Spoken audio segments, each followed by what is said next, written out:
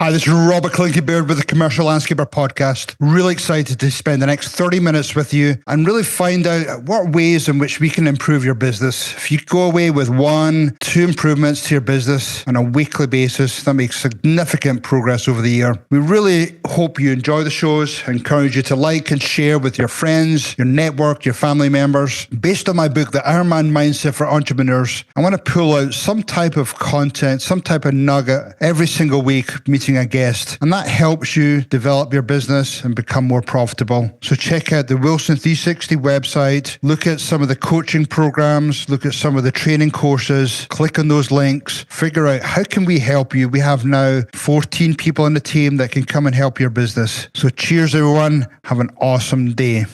Hi, this is Robert Clinky-Beard with the Commercial Landscaper Podcast. Really excited today to be joined by Sabrina and Dunham. Sabrina, nice to see you. You too. Thank you so much for having us. Got a ton of listeners all over the place and I'd love to just hear a little bit about your background. So maybe you can just go into your background if you don't mind. Yeah, sure. So as Robert mentioned, I'm Sabrina Dunham. I'm co-owner of Dunham's Lawn Care. We are a professional landscaping organization situated in southwestern Ohio. I own Dunham's Lawn Care with my husband, Ryan. We are approaching about 10 years in the business together, and we provide mostly landscaping services to both residential and commercial accounts in the area. But we provide all sorts of services from mowing to firewood processing to snow removal and kind of everything in between. It's a kind of funny story how we got started. So Ryan and I, we met in college. We got married in 2015. And a year later, as newlyweds, my husband, who worked for a municipality, had a stable job, great benefits. A year later said, hey, I'm going to quit this job and I'm going to start running my own landscaping business. What do you say? And I as you can imagine, I was a little shocked. I was like, okay, if we're going to do this, we're going to do this right. And so ever since then, I've been helping Ryan get this business started and running very smoothly. My focus has always been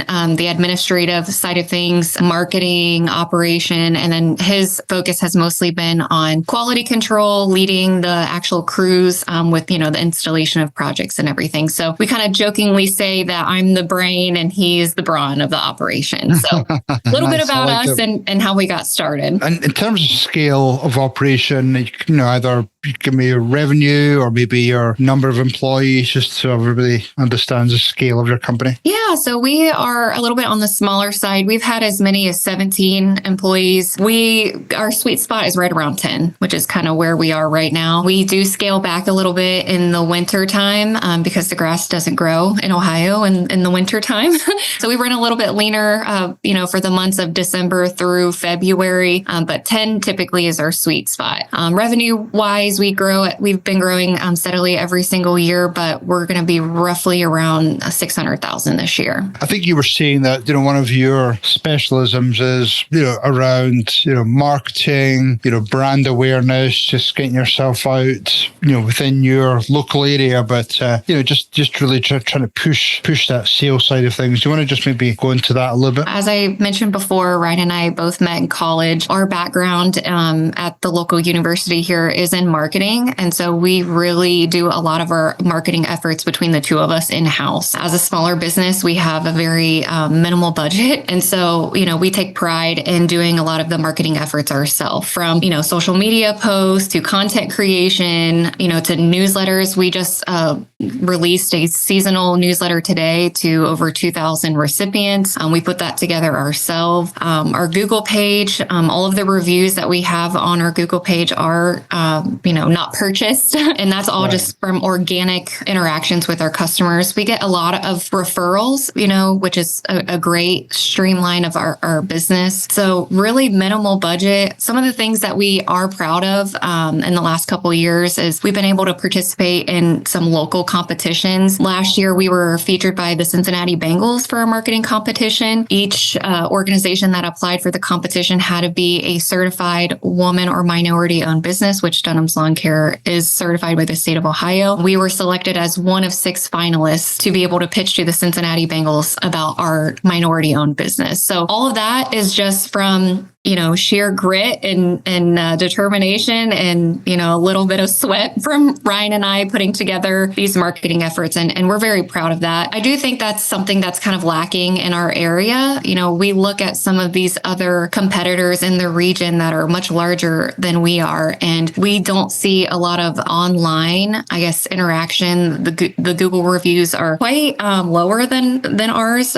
considering our size compared to some of these other larger competitors in the area. We are always very responsive to any of the reviews that we receive. We're also posting on social media every single day. And so we feel that that is a differentiator between ourselves and some of these larger competitors in the area as well. No, I think you make a great point, and I don't think I'm too unfair by saying maybe some of the larger, maybe more established companies have, maybe they've been around a little bit longer, and a lot of their work comes in from referrals. Maybe that they're already really well networked, so don't necessarily have to rely a great deal on, the marketing side of things. And I think a lot of owners, again, are probably fair in saying that marketing, they don't necessarily know marketing. They don't know how to navigate it and what they should be asking or doing. So how do you keep on top? Because it seems to be ever changing in terms of, I know, people talk about changing algorithms and strategies and things like that. But how do you sort of keep track of all of that? Yeah, I mean, like you said, it's always evolving. The newest,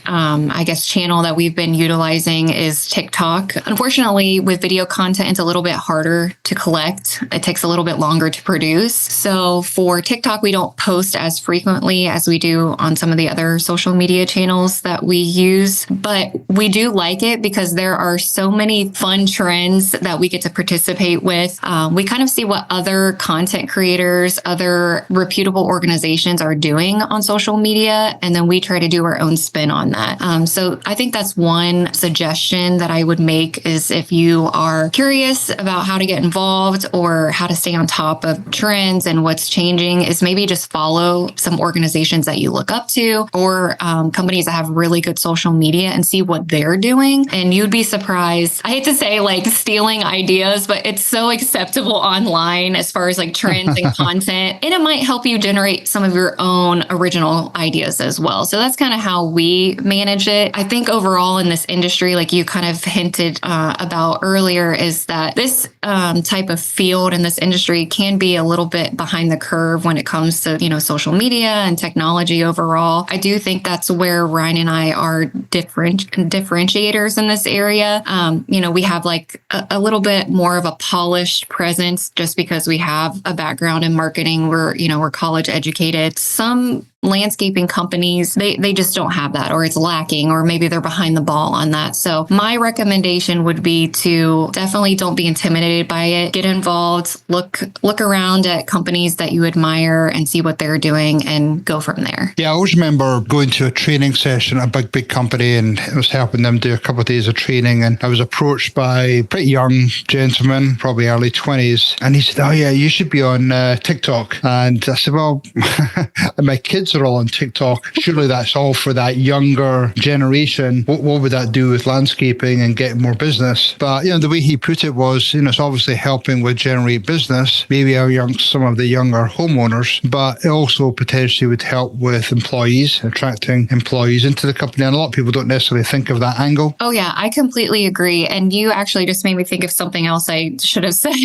All of the online activity that your company generates also helps with search engine optimization. So being featured on other, organizations' websites or being involved in the community, like in our example, the Cincinnati Bengals, that's all online activity that Google takes into account when people are searching for landscaping in Southwest Ohio. Being able to, make posts on TikTok and posting content on other social media channels not only helps you to attract customers, helps you to attract maybe a younger workforce, but also helps with your search results when customers are looking for your services in their area. So that has been huge for us. We have found that a lot of our customers come from Google searches, and we personally do not pay to be ranked, high on Google. All of the results from individuals searching on Google is just organic traffic, posting consistently, responding to Google replies, getting customers to leave us a good review when they're satisfied with the work. All of that helps us to be featured much higher on the Google rankings. And we're really proud of that because we know a lot of people pay a hefty price to be featured up at the top of the Google rankings. So all of those things do help quite a bit. I can hear people asking, outsource, in-house. How do you know if I outsource it? How do I know if they're actually performing or not in terms of metrics? How do you answer that type of question? Well,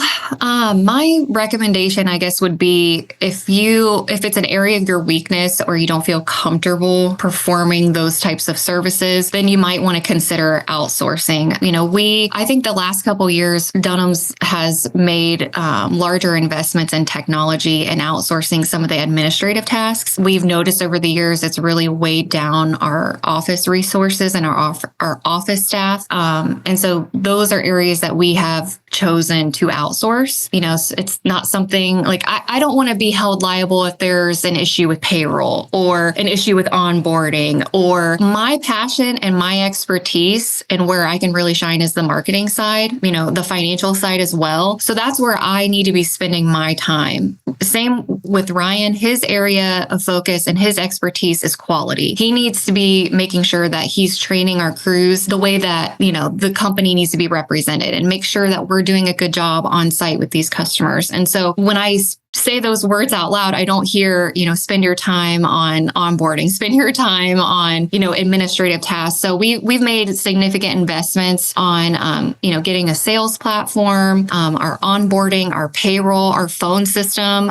We did a new transition to our phone system a couple of years ago. So I would recommend just areas where you don't feel comfortable. Maybe it's eating up some of your time. It's not your skill set. That would be my recommendation on areas that you could look to outsource. Talking about time, we obviously know that we can't get back time. We always seem to struggle for time, but the use of AI and automation is obviously rapidly coming down the tunnel. How do we leverage that? Because when I first explored the TikTok option, immediately I was saying, you need to do videos. And then the immediate thought came in, then I need to get a video editor. That's going to cost me more money. But I believe from further research, there are tools out there that automatically chop or cut different videos into different segments. So it does seem as though there's a lot of technology out there that can help with some of that marketing piece, some of that back end help. Is that a fair comment? Yeah. So I would say we're still probably a little bit behind on the video editing content. We just use what's within TikTok. I know there are different apps that you can also use to help make the editing a little bit easier.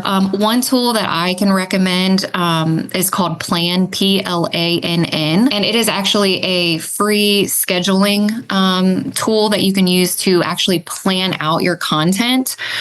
It will also help you with automatic posts as well, so you can schedule certain posts to go out on Instagram and Facebook on certain days. You can arrange your content in different types of strategies.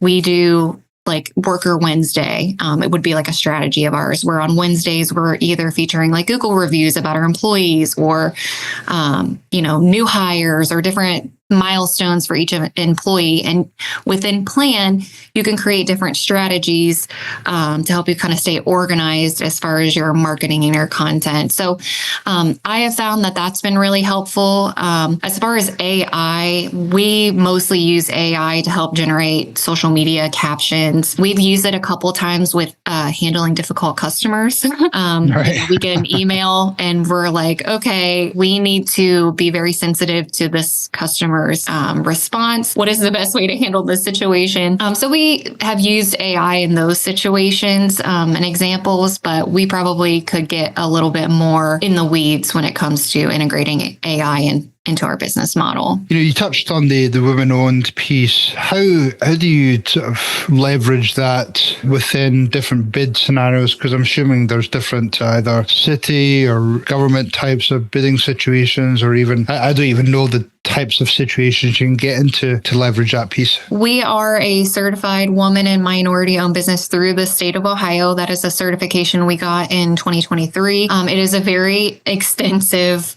certification process. So just if someone is out there considering this, just be prepared to put in the time and the sweat into the application process. But it has benefited our business quite a bit. You had mentioned the bids. So we are set up on email notifications anytime there is a bid available in the state that matches our commodity or our industry. So we get first notification of those public solicitations as they open up. I would say the best benefit that we've experienced so far is we're also able to get 0% interest loans from the state of Ohio. So as you can imagine, for a landscaping business, our equipment purchases can be pretty hefty when you're buying trucks and dingos and commercial mowers. So we are able to leverage lending through the state of Ohio at a very great interest rate, which is 0%. So that's where we've really utilized our certification to help benefit the business. As a smaller landscaping company, our experience with the bids through the state, it can be pretty technical, pretty difficult. So we don't utilize that bid process a whole lot. We definitely shop around and see what else is out there. But the way that we've benefited the most is really just being able to market ourselves as a different organization in the area as a woman-owned business, and then also the interest-free loans through the state of Ohio. I will say,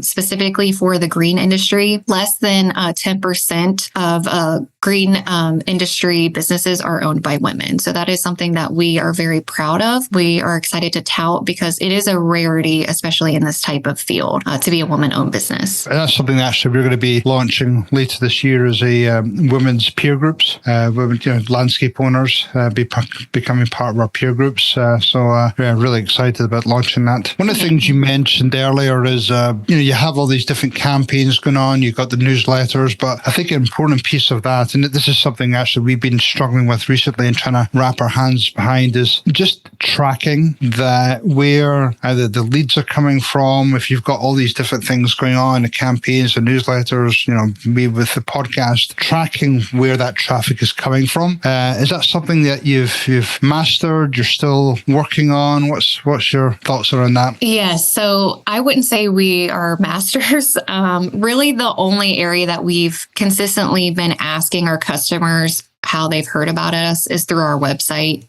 So if an inquiry comes through our website, that is one of the fields they are prompted to answer. So I definitely think that there's room for improvement as far as tracking. One thing that we do track every year that I think is really important is our entire sales process. So from the start of someone reaching out to us to when we completed their landscaping project, we keep track of the timeline. Are we getting back to our customers within, 24 to 48 hours? How quickly are we getting our bids out? Are we getting our bids out, in the time frame that we're telling our customers, which is, within 6 to 10 business days? Obviously, depending on each landscaping project, the time it takes to develop that bid can vary. Somebody who's asking for 100 plants to be installed, it's going to take a little bit longer to put that bid together than just a basic mulch job. So, are these bids going out in a timely fashion? When a customer is scheduling an estimate, is the estimate occurring on the date that the customer scheduled? So we do take a look at that every year to make sure that our sales stats are improving, if not at least maintaining. And we are very proud of that. And that is something that we keep a close eye on. One of the companies I work with, they actually do pool installations. They probably do about 500 a year. One of the main tracking methods or KPIs they use is 5-star reviews. And for pools, that's pretty tough, especially with they use a subcontractor model. But, their goal is to get 80% of their projects getting 5-star reviews. And, that means that, employees have to be on it. They have to collect those reviews. They're always communicating with them. So it's a pretty challenging process. And I think you touched on that earlier. You use the Google reviews. Yes. And we also encourage our customers to leave us reviews as well. The system that I talked about earlier that we just implemented the last couple of months, when the customer signs off on their landscaping project, they are also prompted to leave a review where that will be generated over onto our Google page. So we are trying to push that. Obviously, Google is a large stream of new referrals and new business for us. So making sure that, like you said, the employees are prompting customers to leave us the review, and then also following up with the customer if they're satisfied. We recently had a customer customer call last week and, just gave praises for our crew. And I had to prompt him over the phone. Well, just so you know, anytime we leave or we get a positive review from Google, we always celebrate with our employees. They get gift cards. So please make sure you do that. They would love to get the gift cards, and kind of had to nudge him a little bit. But I definitely think that Google reviews are a great way to tap into your satisfied customers. Final question. You keep doing a great job of the marketing, your campaigns, getting yourself out in the community. Suddenly you're at 6 million in 5 years. How are you going to handle that? Is that something that you're ready for, that type of growth in terms of either infrastructure, employees? Because that could easily happen. Yeah, so we have definitely had a conservative approach to growth. That's just kind of always been our mindset. We don't want to grow too fast because our biggest thing is quality. We have a really good loyal customer base, and we don't want to jeopardize quality, for the sake of quantity. So I definitely think our approach will continue to be a conservative approach to growth. To go from where we are now to where you're saying would definitely require changes to infrastructure, growth administratively, and operationally as well. We're proud that we've grown every single year over the last, almost 10 years, and we foresee continued growth in the future as well. So, but yeah, and growth to us, doesn't always have to be dollar signs. Growth to us can also mean like improvements operationally, growth in team members. So I think it's really important for everyone to define what their own success looks like, what goals you have for the upcoming year, the upcoming season.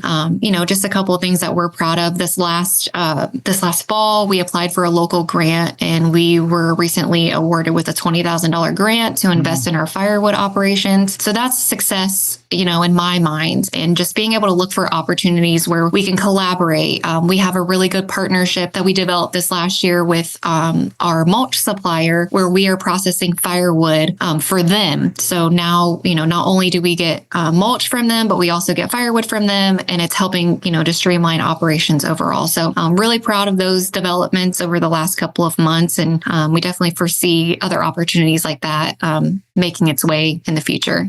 Sabrina, thank you very much for your time today. How do, if people want to get in touch with you just to pick your brain about some of your marketing techniques, what's the best way for them to do that? Yeah, well, we can be reached through all the traditional methods, website, dunhamslawncarellc.com, email, especially this time of the year, spring rush. Email is probably the best way to get a hold of us. Admin@dunhamslawncarellc.com. We can be reached by phone, 937-238-7744, and then all the social media channels that we talked about: Facebook, TikTok, LinkedIn, Twitter, X, Instagram. So we will be happy to chat with you with any questions you might have. Sabrina, thank you very much for your time today and to share some of your insights. Have a great day. You too. Thank you so much for having me. Okay, cheers. Bye-bye. Hopefully that was pure dead brilliant for you today. We've got some great Ironman mindset takeaways for your business and for your leadership role. This is Robert Klinkenbeard, the Commercial Landscaper Podcast. Check us out on all the different podcast channels. Check us out on YouTube. Like, share. Also check out our website, thecommerciallandscaper.com or wilson360.com. Check out some of the digital courses. Check out the book, The Ironman Mindset for Entrepreneurs. We want to make sure we have a pure dead brilliant day. Cheers, everyone.